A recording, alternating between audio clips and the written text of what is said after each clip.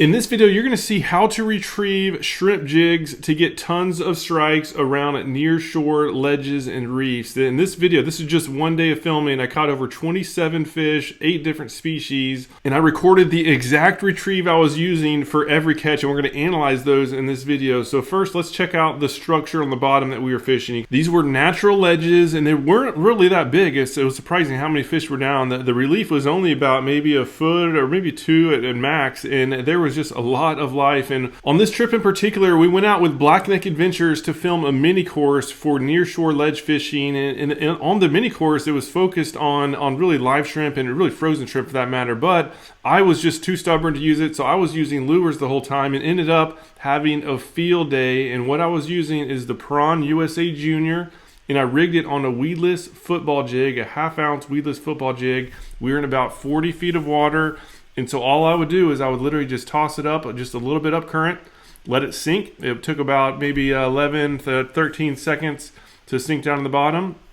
And then as soon as I could feel that it stopped going down, then I would just do a steady retrieve, basically just popping it off the bottom like a scared shrimp and letting it glide back down toward the bottom. And that glide, right, the part where it's going down is where like 98% of the strikes were happening. So now I just felt that it hit bottom and just doing a nice retrieve and getting a lot of thumps. There's a lot of fish down there, a lot of which are small that can't really suck down the lure. And so the key is to not go crazy. And if the hook set is missed, just let it get back down. In most cases, something else will come towards the commotion, ideally a bigger fish, and suck it down and fish on. So again, I just felt a little thump right there, kept the retrieve, bouncing bottom, drifting with the current flow. Fish on. Oh, you hooked up. On the prawn. This first fish is a grunt. It's actually very good to eat in spite of the name. And here's the next catch. And this is different, where I was actually reeling up fast for the next retrieve, and something slammed it as I went up. Oh, there you go. This one hit coming up off the bottom. So I don't know what this was.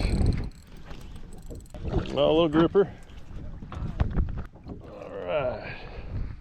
I think smack the prawn. So this next one was basically vertical jigging. I was at the tail end of the drift about to reel up, and then something slammed me as I was looking the other way. Oh, yeah. There you go. Oh, beautiful. Cool looking fish. This next catch shows an important thing to do when you're swinging along with the current flow. So I was swinging along with the flow, and I was making sure to feel bottom right there. Just a second ago, I didn't feel the bottom after one of the twitches, and so I immediately let out a couple extra feet of line to make sure that I had bottom contact. Most of the feeding is on the bottom, so we need to be as close as possible to make sure we maximize results. This first spot was full of grunts, and so catching a bunch of them, again, they're absolutely delicious. Cool thing though with using lures versus the natural baits, they had to basically go up and down, straight up and down. They did not have weedless setups, and I did. So I was actually casting around so that I could actually feel for different structure zones, within casting distance. So I'll cast, again, mostly up current, let it sink, right? Very important to let it get all the way down to the bottom before you're twitching. And then as soon as I feel bottom, I start doing the retrieve. Same type of retrieve, just single twitch off the bottom, let it go back down, and fish on. This was the first gag grouper of the trip. I ended up catching 11, some of which were really big, and some I couldn't get off the bottom for that matter. And again, the same exact type of setup was the case, right? Cast up current, sink, twitch it along the bottom, feel for the strikes, also feel for bottom contact, and when you get the strike, set the hook. If I'm dropping down, oh, there you go. Got the hot stick. This might be another grouper here. Yeah, that one ended up being another little small grouper. And this next one, it just shows the importance of just making sure to keep the lure in the strike zone, even after strikes. A lot of small fish are thumping it. Keep it down, wait for the big one, and eventually they'll hit. Oh, there you go. Oh. That's a good fish there. Ooh. Oh, yeah. That's fighting like a hoggy. That would be amazing. A hog or a big grouper, one of the two. That would be amazing. Oh, it's coming this way. Oh, yeah. Watch this fly wall. Yeah, I've got it. Trying to keep it off the bottom. Uh-oh. This thing's heavy.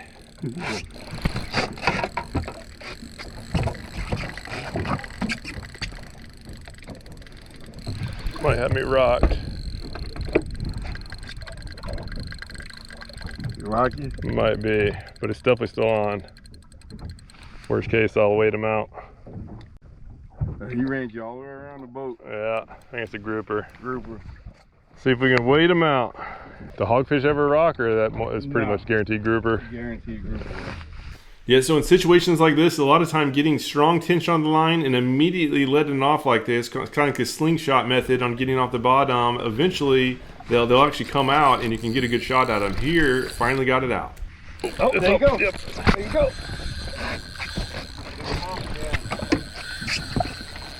All right, let's see if we can get this guy out. Oh, got me again. He rocked you again? Yeah. He was coming there for a second. Yeah, got him out for a second. He's still on. We'll get him. So this grouper was just not coming out. This is like 5 minutes later. I gave it a ton of slack, and now I'm slowly reeling down to see if it came out, and it finally did. So that was a heartbreak moment. I really wanted to see how big that grouper was, and so I obviously had to retie. This thing broke me off on the bottom, and then went back to the same type of retrieve, and it got the same type of results. Bouncing bottom, waiting for the thump, waiting for the good thump, I should say, and a fish on. There's another fun-sized grouper. And so what happened here is the tail got bitten off. A lot of people change their lures during this time, but they actually can work better in some cases. They have quicker darts, and obviously a smaller profile, and it ended up doing extremely well. All right, without the tail, the grunt. Oh, he's spitting up something. Oh, it's spitting up a shrimp. That's funny. He's got a definitely a shrimp. See if full one. Yeah, that looked like one of the shrimps I threw out. Is it really? Look at it.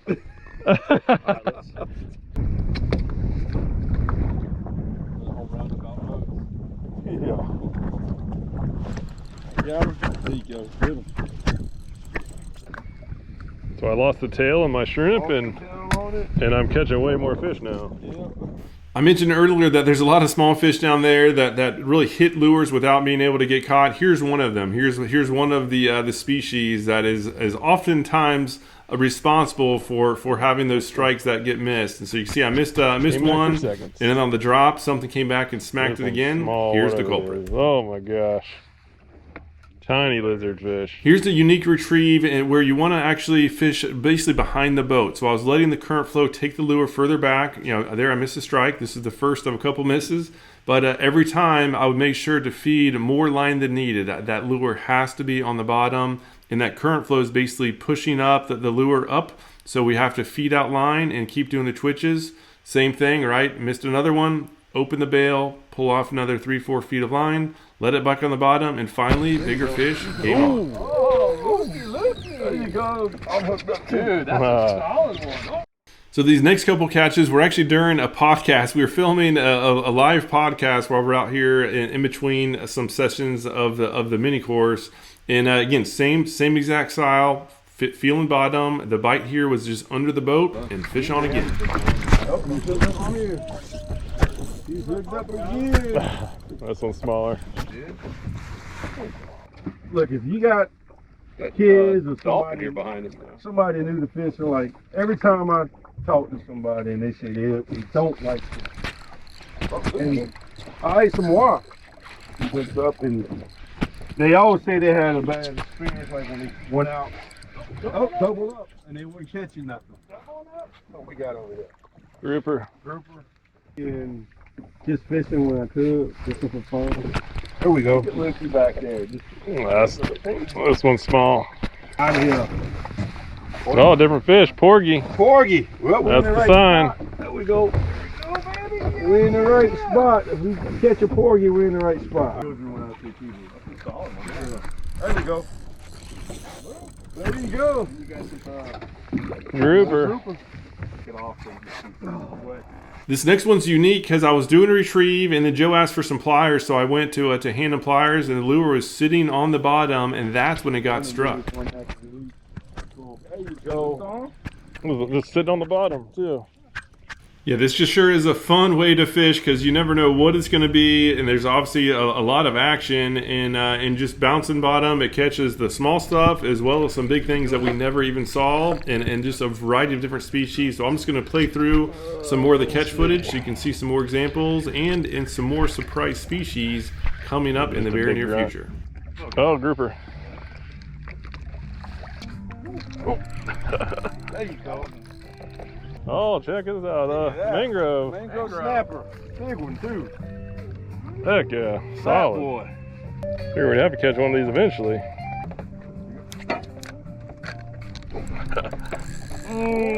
Oh, get him, get him, get him, get him. Ooh, get off the... Get him. Get my net. Oh, that's a heavy fish. Where's that dip? Come on, buddy. They hit it on the drop, too. All right, got him off the bottom now. Solid grouper. Gosh. Look at that. See, that's a Whoa, he's not happy. Mini course here on nearshore grocery shopping. Hey man, we've been tearing up. We were. That's a good looking grouper. Nice. Look, that's solid. Heck yeah.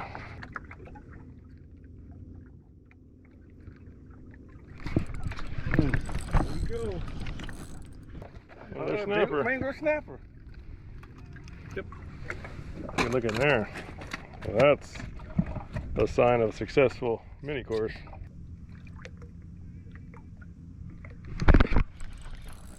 Oh, that was a nicer fish. Dang. That was something with some teeth that wrecked my prawn up.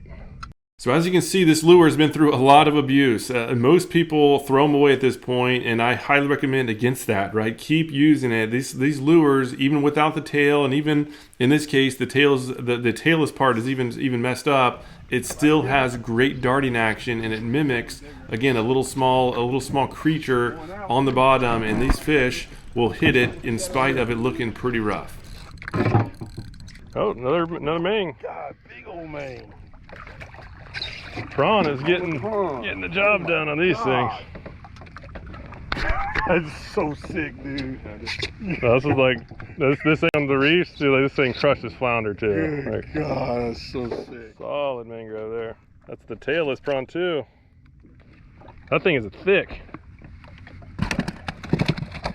Towards the end, I decided to change up some lures, and this is the pink one called Fred, and shortly after, I only had one, but shortly after, it got absolutely slammed by something big. Oh. That had to have been a mackerel or something. Yeah, it was only 15 feet down. And cut you off right away. Yeah, that was heavy. It got back down, you were written all over it. That could have been a little king. It feels so much bigger because it's such a lighter rod. So double up. Double up. Ooh-wee, heavy fish. Please be the one. The trigger, that's why it's so different. Ooh. What you got here? This cannot be a grunt. No, that ain't a grunt. Please be it. It's digging like one. Is that a hog or a big grouper? Oh, grouper, dang it.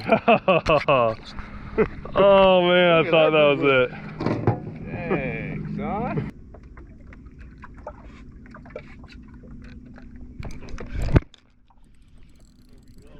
Nothing big. Going wide. Oh, Mangrove. mangrove. Mangrove. Nice, dude. Yeah, you'll keep it there.